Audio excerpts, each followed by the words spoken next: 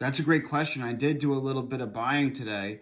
However, I'm going to hold off on doing more. I'm a little worried right now that doing a lot of buying would be like catching a falling knife because certainly the market could go lower from here due to all this uncertainty about this tit for tat retaliatory trade war going on. You know, China retaliated. You have Dan Ives from Wedbush saying this is tariff economic Armageddon and the worst policy mistake he's seen in 100 years.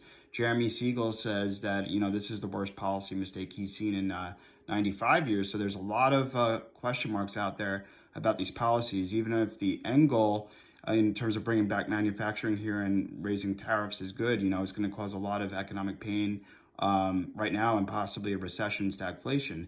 However, at the same time, there's a lot of fear in the markets, and on a market and investor basis, Warren Buffett says to be greedy when others are fearful. The CNN Fear Gauge says there's a level of 4. So I'm planning to do a little bit more buying next week, and I'm planning to do a majority of the buying in the second half of the year once I see some of the fundamentals of the economy and less uncertainty. There's going to be back and forth with the trade war. Vietnam came to the table today and said they are willing to drop their tariffs to 0 to make an agreement. Obviously, we have to see if that actually materializes. Hopefully other countries will come to the negotiating table just like Vietnam is. But until we have more of this certainty, I'm raising my recession odds to 50% and lowering my S&P 500 price target for year end to 6,000 from 6,400. There's a lot of uncertainty right now, but I'm also at the same time getting a little bit bullish. You have to be a contrarian as an investor. And even though you don't necessarily agree with the policies and the global reset that's going on, and perhaps Trump's trying to intentionally tank the stock market to lower rates. You're already seeing 10-year bond yields dip below 4% today, and 30-year mortgages were at 6.55% today. So that's good. But if you don't necessarily agree with the policies, you have to think contrarian, though, as an investor. And I think although there's a lot of uncertainty right now, I'm getting a little bit constructive. Obviously, we'll have more clarity in the second half, and I'll probably invest more then. But I did do some nibbling today. I probably will do some more nibbling in a week and a half. And some people are asking me, what assets are doing the best right now? Well, Bitcoin's been outperforming the past week, while other assets sold off. The Nasdaq's in bear market territory right now. The Dow dropped 2,200 points today.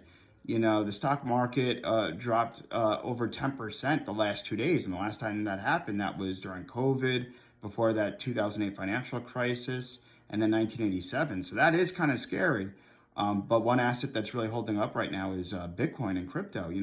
Bitcoin's outside the system. It can't be tariffed. Bitcoin cannot be tariffed.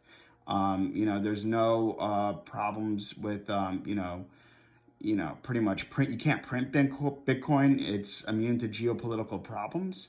And I think Bitcoin will do very well in this geopolitical global tariff uncertainty, in my opinion. Bitcoin is a chaos hedge, and it started decoupling from the Nasdaq today. Well, the last few days, and outperformed the Nasdaq. And I think this is the prime environment for Bitcoin to do well, as almost a flight to safety. So, in my opinion, I think that's the best asset class right now and could be the biggest beneficiary of this global chaos. Tariff chaos is based on the old financial system. Bitcoin being a new financial system, I think will take a lot of economic share from the way we've done things since post-World War II. So although we're doing a global reset, I think Bitcoin will be a big beneficiary, in crypto, and perhaps stablecoins, if we pass legislation, will be a big beneficiary of this global reset. So in my opinion, we got to watch out for Bitcoin. I think it's a good asset class. And to sum everything up, I did a little bit of buying today. I'll probably do a little bit more in about a week or so. But the bulk of it will be in the second half of the year once we have more clarity in terms of policy and once negotiations of tariffs with other countries are finalized.